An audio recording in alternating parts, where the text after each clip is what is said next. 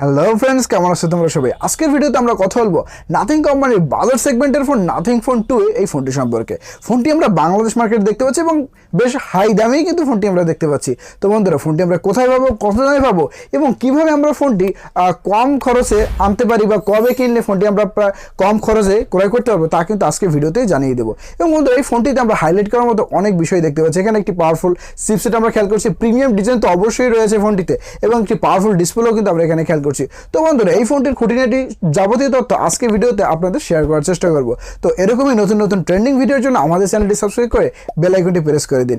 এবং হ্যাঁ বন্ধুরা, ভিডিওটিতে লাইক দিয়ে বলবেন না। প্রথমে আমরা এই ফোনটির বক্স কন্টেন্টের দিকে খেয়াল করলে আকর্ষণীয় প্রিমিয়াম একটি বক্স দেখতে পাবো, যেখানে ফোনটির বাইরে থেকেই কিন্তু আমরা বড় বড় দুটি ক্যামেরা মডেল কিন্তু এখানে দেখতে পাচ্ছি।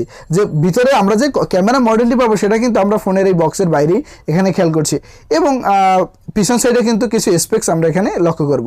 এবং এই যে লাল স্টিকারটি দেখতে পাচ্ছেন, এটা সরালেই কিন্তু ফোনটি আমাদের আনবক্স করা যাবে এবং ফোনটি খাপটি বের করলে এরকম একটি কিন্তু সাদা আরও একটি বক্স দেখতে পাবো। এবং এখানে কিন্তু কিছুটা টেক্সচার রয়েছে, ভালো করে খেয়াল করলে অবশ্যই কিন্তু দেখা যাবে যে ক্যামেরার টেক্সচার। এবং দেখুন, ওপেন করলে বাঁদিকে কিন্তু একটি বইয়ের কভার পেজের মধ্যে এখানে লেখা রয়েছে welcome to nothing, well isn't the this exciting, মানে একটি কিছু লেখা এখানে রয়েছে যেটা পড়াটা আবশ্যক নয়। তারপরে একটি ফোন রয়েছে, এরপরে কিন্তু আমরা কিছু ডকুমেন্টেশন এবং একটি কেবল দেখতে পাবো যেটা type C to type C কেবল।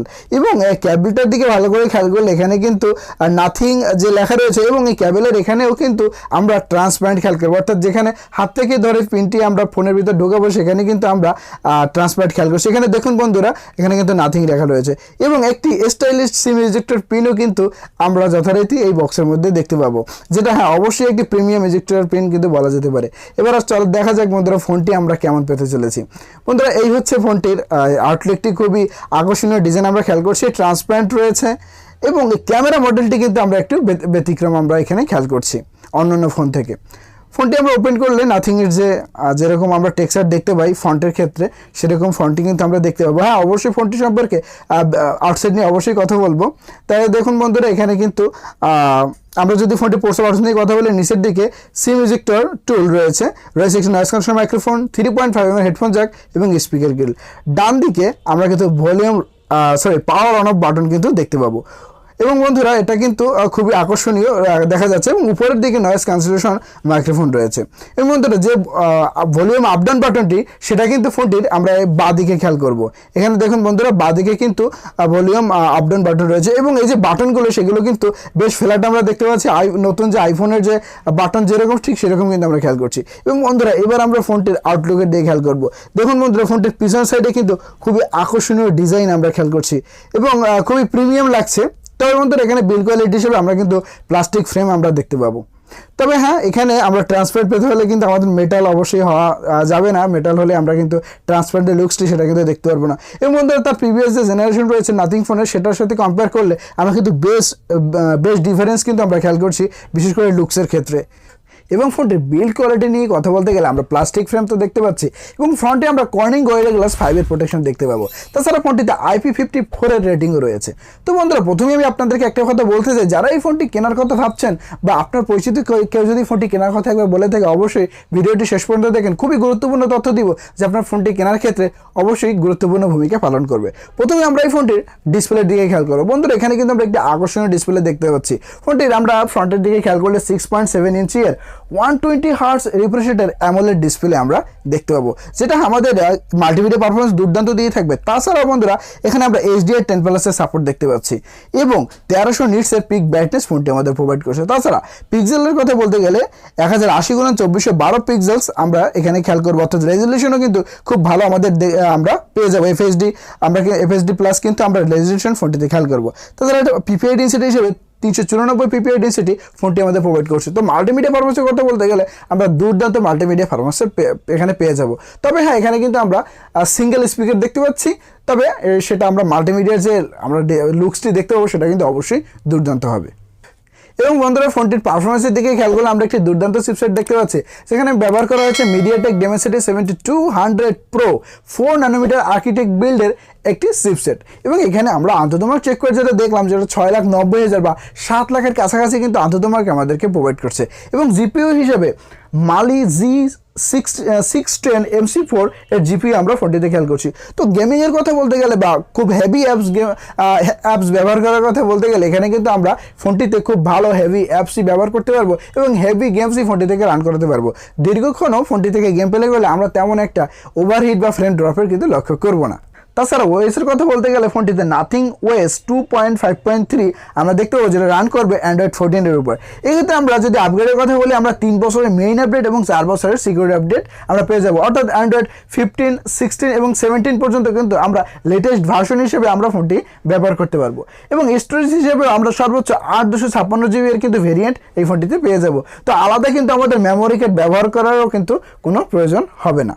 এবার আসা যাক বন্ধুরা ফোনটির ক্যামেরার দিকে। এখানে আমরা ব্যাক প্যানেলে দুটি ক্যামেরা দেখতে পাচ্ছি, যেখানে দুটি ক্যামেরাই 50 মেগাপিক্সেলের। এখানে যে মেইন ক্যামেরা সেন্সরটি রয়েছে সেটা 50 মেগাপিক্সেলের ওএস ক্যামেরা এখানে ব্যবহার করা হয়েছে এবং দ্বিতীয় ক্যামেরাটিও 50 মেগাপিক্সেল আল্ট্রাওয়াইড ক্যামেরা। এখানে কিন্তু কোনো টেলিস্কোপ নেই এবং কোনো ম্যাক্রো ক্যামেরা কিন্তু এখানে ব্যবহার করে নেই, যেটা হ্যাঁ ম্যাক্রো ক্যামেরা 2 মেগাপিক্সেলের ম্যাক্রো ক্যামেরা হয়তো ব্যবহার করতে পারতো, যেটা না হওয়াই ভালো হয়েছে।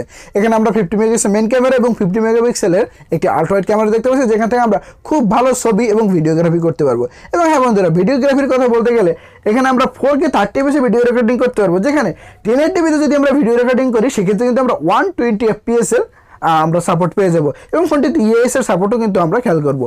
রয়েছে 32 মেগাপিক্সেলের সেলফি ক্যামেরা এবং যেখান থেকে আমরা ভালো ছবির সাথে সাথে 1080pতে 60 fps কিন্তু আমরা ভিডিও রেকর্ডিং করতে পারবো।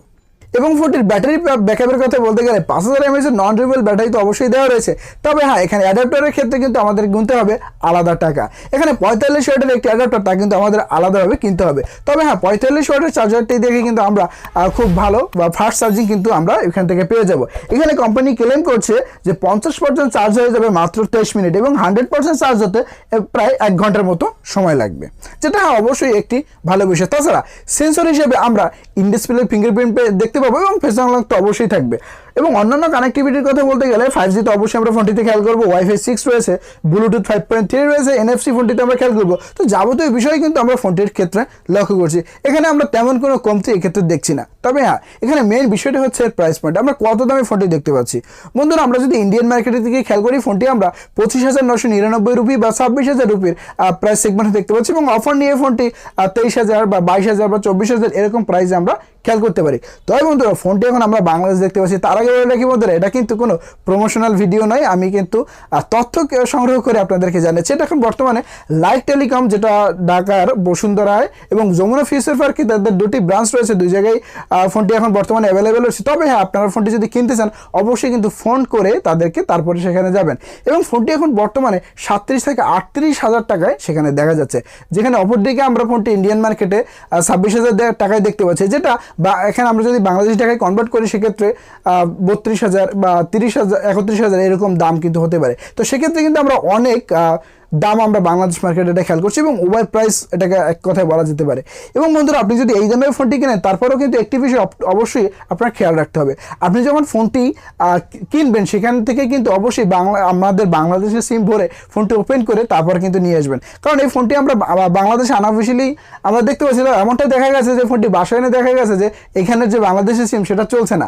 অবশ্য ফোন যখন আমরা অন্য কান্ট্রি থেকে নিয়ে আসি বা অন্য কান্ট্রির থেকে ফোন এনে বা আমাদের সেলাররা এখানে বিক্রি করে তখন কিন্তু ফোনগুলো ওই কান্ট্রিতে বসেই আনলক করে আনতে হয়। অর্থাৎ আপনি যদি এখানে আমরা বর্তমানে ইন্ডিয়ান ফোনটি দেখতে পাচ্ছি, তো ইন্ডিয়ায় বসে ফোনটি কিন্তু ওই ইন্ডিয়ান সিম দিয়ে আনলক করে তারপর বাংলাদেশে নিয়ে আসা হয়, তারপরে কিন্তু আমরা ফোনটি সেক্ষেত্রে কোনো ঝামেলা ছাড়াই ব্যবহার করতে পারি। তবে কিছু ক্ষেত্রে যদি এমন হয়ে থাকে যে কান্ট্রি লকটি আনলক না করে ফোনটি বাংলাদেশে আনা হয়েছে তেমন কিন্তু ঘটেছে, তো সেক্ষেত্রে কিন্তু অবশ্যই আপনি চেক করে আনবেন। এবং ফোনটি আপনি যদি ইন্ডিয়া থেকে আনাতে পারেন কারো কোনো বন্ধুর মাধ্যমে বা কোনো রিলেটিভের মাধ্যমে, সেক্ষেত্রে কিন্তু আপনি কম দামে ফোনটি পেয়ে যাবেন। এবং অবশ্যই কিন্তু ওই দেশে বসে ফোনটি ওই দেশের সিম দিয়ে আগে ফোনটি ওপেন করে তারপর কিন্তু বাংলাদেশে আনতে হবে, সেক্ষেত্রে আপনি কোনো ঝামেলার কিন্তু ফেস করবেন না।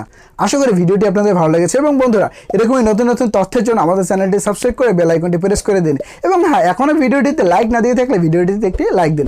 আর শীঘ্রই নতুন কোনো ভিডিও নিয়ে ভালো থাকবেন, সুস্থ থাকবেন। ধন্যবাদ।